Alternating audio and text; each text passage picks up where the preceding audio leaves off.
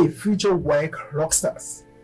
It's Samson Ayore Oluwatobi again from Illuminated Minds YouTube channel. And if you are preparing for WAEC English and your heart sings every time you see write a formal letter in the exam, then this video is a lifesaver for you. Did you know that formal letters can make up to 50 marks in paper 1 or 2, and nailing the format alone can boost your score by 20%? Yes. Today, I will show you the exact step-by-step guide to write a killer formal letter that examiners love. Stick around to the end for a free downloadable template and a practice question. If you are new here, hit that subscribe button and bell icon. Let's turn those C's into A's. Let's dive into the video. Now let's talk about formal letter. What is even formal letter? What is informal letter? What are the differences? But even before we go there, let us talk about what formal letter means. Now, formal letter are the kind of letters that you write, to business owners. These are the kind of letters you write to the governors, to the president, to the CEO of a company. Alright, you write it to the bank manager or your school principal. Yes, the very school where you are, where you want to do your work. The kind of letter you write to the principal of that school is what we refer to as the informal letter. It is an official letter. Alright, and it follows a strict structure. That is one thing you must know about formal letter. It do what follows a strict structure, which means if you are not following the structure, you are actually doing the wrong thing. And please note, there's no use of slang in formal letter, no use of emojis, and all about the letter is business. In other words, you are not writing the letter to ask them about the family, about their personal stuffs. All you are writing the letter for is for business purposes, for official purposes. Write about what you want to inform them on. Nothing concerns you about their personal life, about their emotional life, about their family. All you want to talk about is what you should talk about when it comes to formal letter. I am going to be showing to you the structure of formal letter. And also, informal letter, it has to do with unprofessional writing. Now, when we say it is unprofessional, we mean it is unofficial. All right, you write informal letters to your besties, your friends, your colleagues. It could even be about vacation, it could be about anything. It could even be gist that you are writing in an informal letter. And in informal letter, you are permitted to use slangs, you can use emojis, you can use stickers. They are all permitted. And also it also has a structure, but not as strict as that of a formal letter. All right, now I am saying something like you can use emojis, you can use stickers. You cannot be writing it to a paper traditionally and using all these things. That is because it is not possible for you to actually draft a letter online. But in any way, we are going to be talking about the traditional way of writing letter. Yes, because the focus now is about the WAEC or the NECO or any external or internal examination you want to sit for. All right, grab a pen and paper or pause and copy this down. Here's the unbreakable WAEC formal letter format. All right, we use a sample scenario, writing your local government chairman about poor road condition. All right, so these are the features of formal letter that you must know, and I'm going to be giving you examples very soon. But let's talk about each of these first. Now we have the sender's address. All right, this is the sender's address, and it will be around this place, the third corner. When I begin to show you examples, you know what I'm talking about. We have the date. It will be below the sender's address, which is also by the right top corner. And also we have the receiver's address. It will be by the left side here. We have the salutation, we have the subject line, we have the body of the letter, we have the complimentary clause. And so I am going to be explaining all of these things to you. So right now you can pause the video and screenshot this part so that you will know, and it will be easy for you to actually track your success and to know exactly what it is I am talking about. Alright, so let's start with some examples. Let me switch my windows. Alright, to a place where we'll be able to practicalize what I'm talking about. Now remember, I talked about the sender's address and I said it would be at the top right corner. Alright, so let's take for example, I want to write my address. Okay, so just let me snap my space here. So I want to write my address number 12. Alright, make sure you write your own address. My own address is Adiola, alright, Street. For example, like I said. Alright, so this is just so fictitious right now. Alright, now The next thing I'm going to write is the town or the city that I have, and this will be Ikeja. All right, Ikeja. And where is Ikeja? It is in Lagos State. Yes, so followed by Lagos State. All right. Now, if you know something, I put a punctuation in front of this and I didn't put it here. These are some of the errors you must look out from. Alright, so what should follow the Ikeja here will be comma, alright, and then Lagos State with the full stop. Alright, now can you see it is at the right side of my screen?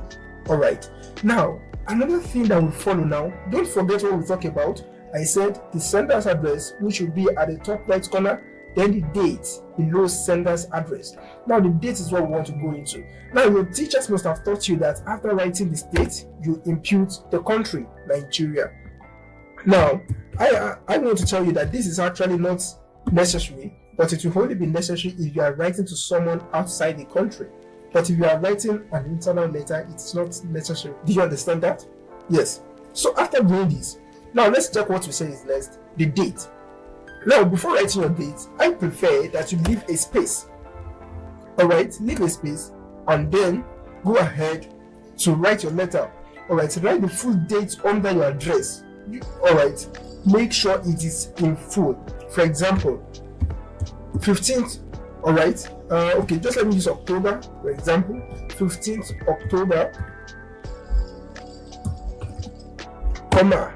Please note the way I'm writing my 15th October 2025. Now don't mind this one that is writing as in 50th as in position. Alright, that's because that's a typing error. Yes, so this is how it should be, and not the 15th of position.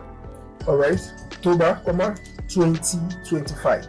Alright, so this is how to write the date. This is how to write the date. And I will actually tell you that when you are writing your WAEC, ensure you put the date that you are doing your WAEC. I mean, the date you are writing that particular exam, the day you are writing that English that you are requested to actually write this letter. I would prefer that you always write the date for the exam. Reason being that the examiners actually pay attention to details. Alright, so please ensure you do that. Now, why is it necessary for us to write all of this? The address, why is it necessary? Now, it is necessary because it tells the reader where you are from. No address, it is zero for organizations. In other words, even if this is not for WAEC, you are just trying to write a formal letter, if you don't include address, your letter is headed nowhere. It will not even be replied to, even if it is received at all. Alright, so please ensure you always write your address correctly and then followed by the date. Now, what did I say is the next? We have successfully done the one for the sender's address, we have done the one for date. Now let's go to the receiver's address. Alright, now the receiver's address will be by the left side. Alright, let's take for example, so to start this place, you write to the chairman. Alright, please pay attention to whatever the question asks you to do. Alright, you will see the question on the screen that I want to attempt for us today. You see what we are going to be doing and why I am writing the chairman. Alright, so this is the question that you are looking at in your screen right now. So let's see how we are going to formulate this. Now, the chairman with comma. Alright, now where is the location of the office of the chairman? Note what I said, the office. Alright, so it will be Ikeja. Alright, you can see that I'm writing from Ikeja, alright, and I'm also writing to Ikeja, alright, and that's why I said this Nigeria is actually very, it's not compulsory, alright, just use it if at all it is needed, that is, if you are writing outside the country, alright, Ikeja, local government, alright, local government area. Yes.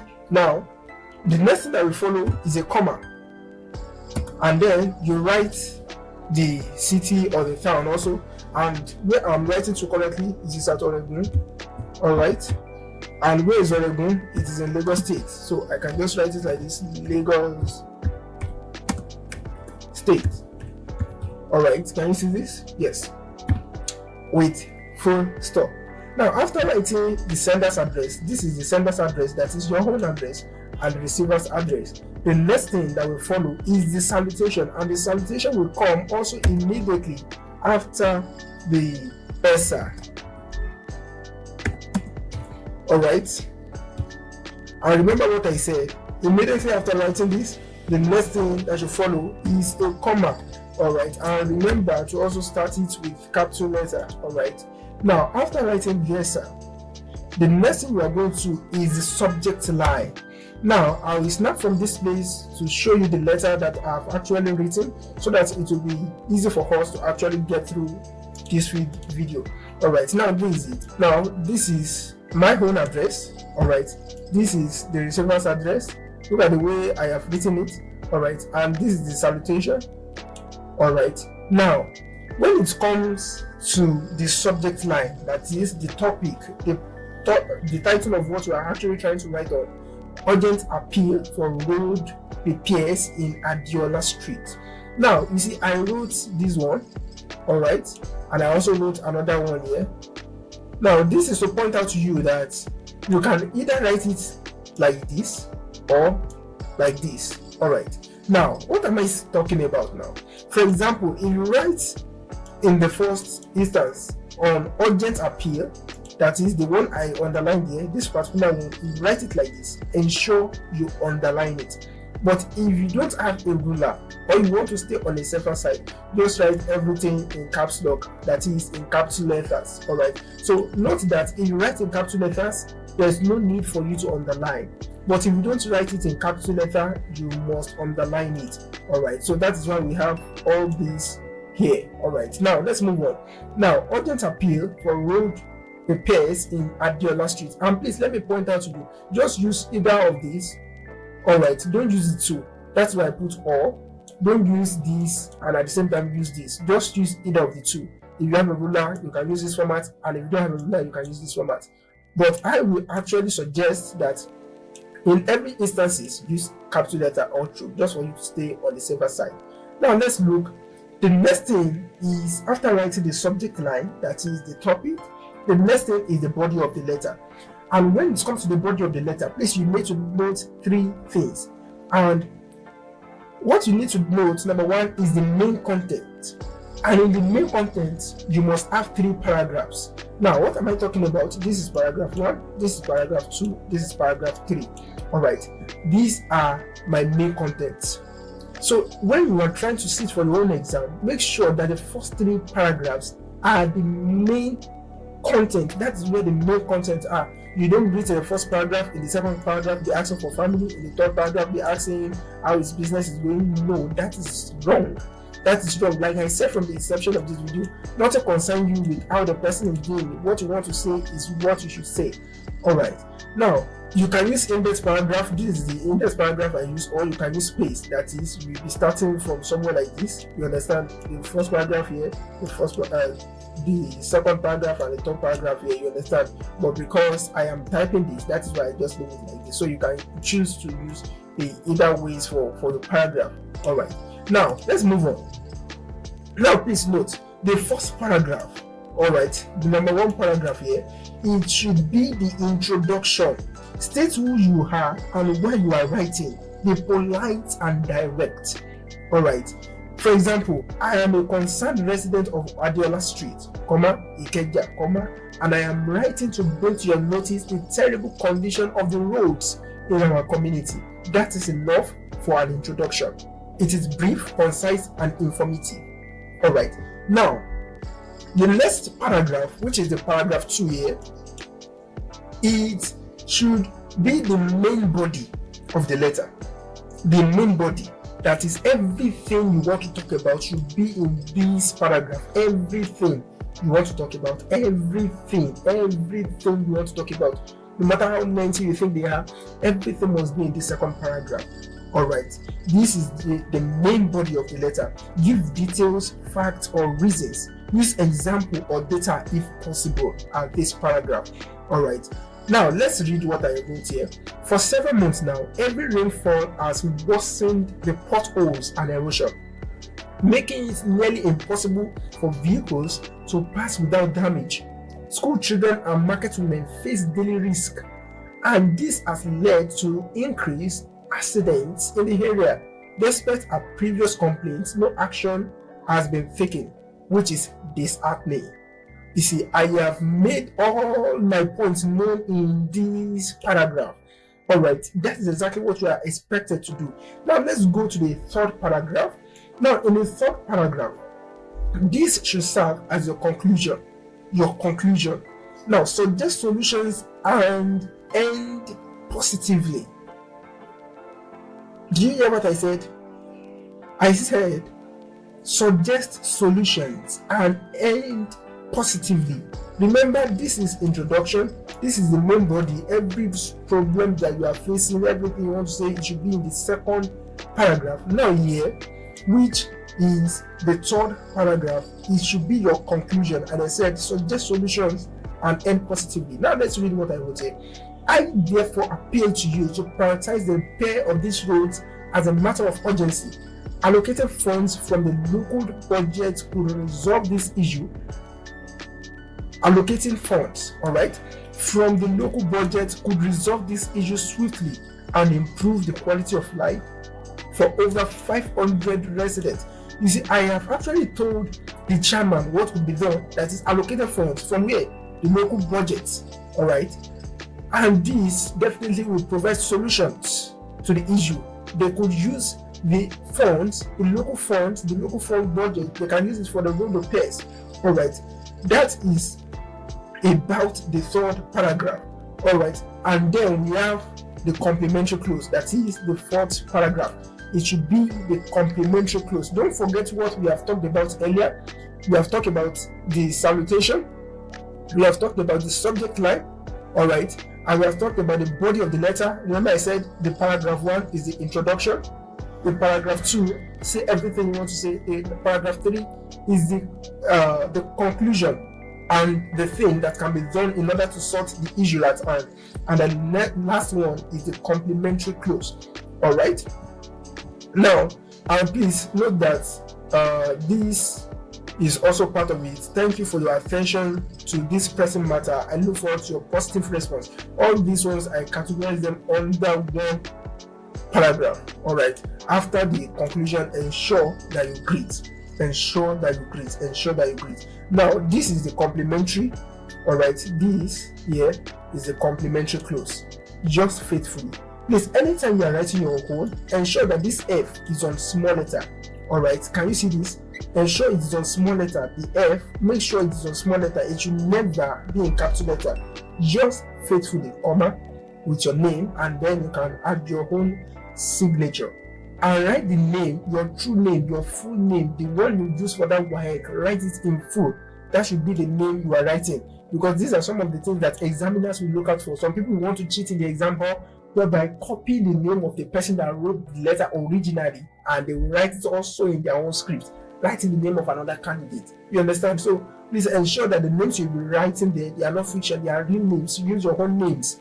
But the names of the chairman can be fictitious if you don't know, or the name of the person they say you write to, it can be fictitious if you don't actually know the person. So all these that I've actually showed to you, it takes about the 40 to 50%. I can assure you that if you follow everything that I said in this video, you are not going to fail this letter writing in any way. You are not. That's the 40 to 50%. Notice the polite language, clear paragraphs, and no grammar slips. And please, I want you to note that the ideas, that is the context in your letter, is 50%.